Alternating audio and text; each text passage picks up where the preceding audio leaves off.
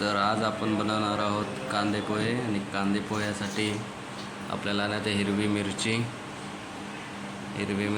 नंतर आपण घेणार आहोत कोथिंबीर, कढीपत्ता,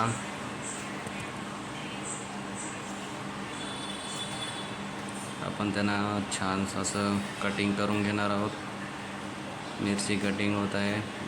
मिरची कटिंग करण्याची सोपी पद्धत.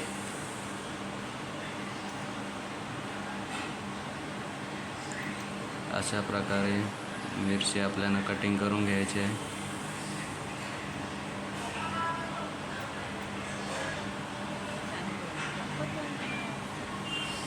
कोथिंबीर घ्यायची आहे.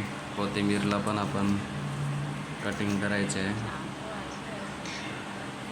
कोथिंबीर त्यानंतर आपण घेणार आहोत कांदा. चॉपिंग बोर्डवर कटिंग करायचं आहे आपल्याला.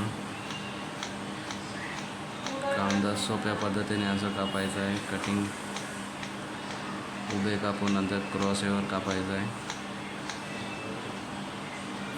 1 ते 2 आपल्या जरूरतप्रमाणे 2-3 कांदे घेऊन आपण कटिंग करायचं आहे. सोप्या आणि साध्या पद्धतीमध्ये कांदे पोहे आपण तयार करणार आहोत.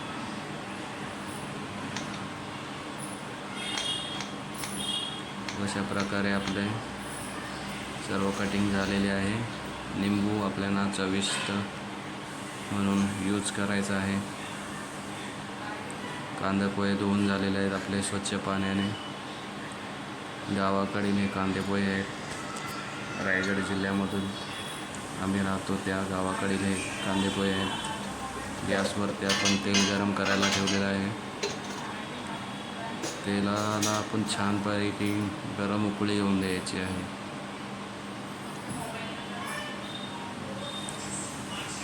एक 2 मिनटामध्ये उकळी आल्यानंतर गॅस स्लोच ठेवायचा आहे आपल्याला. त्यामध्ये आपल्याला शेंगदाणे टाकायचे आहेत. शेंगदाण्यांना परतवून घ्यायचं आहे. शेंगदाणे परतवून झालेले आहेत. त्यांना एका बाउलमध्ये काढायचे आहेत.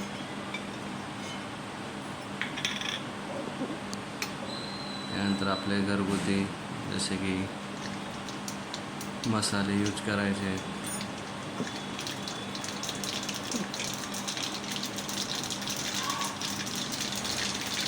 त्यांना उकळी आल्यानंतर त्याच्यामध्ये आपण कढीपत्ता टाकलेला आहे. कढीपत्ता झाल्यानंतर आपण जे काय कटिंगचं आपलं मिश्रण आहे ते एक टाकत घ्यायचं आहे.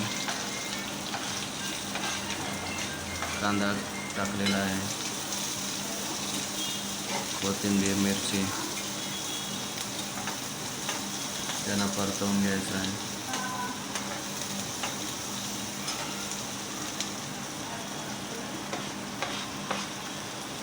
सर्वांचं मिश्रण गरम गॅसवरती मिश्रण करून घ्यायचं आहे.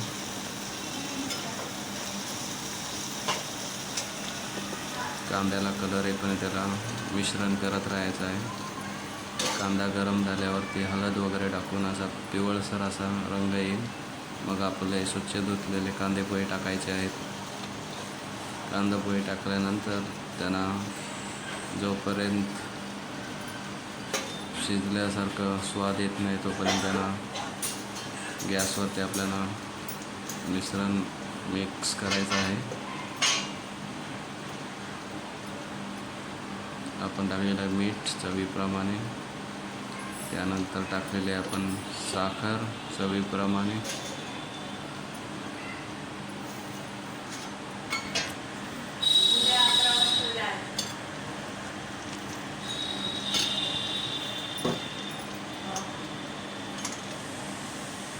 त्यानंतर आपण मिक्स करून घेतलेलं आहे.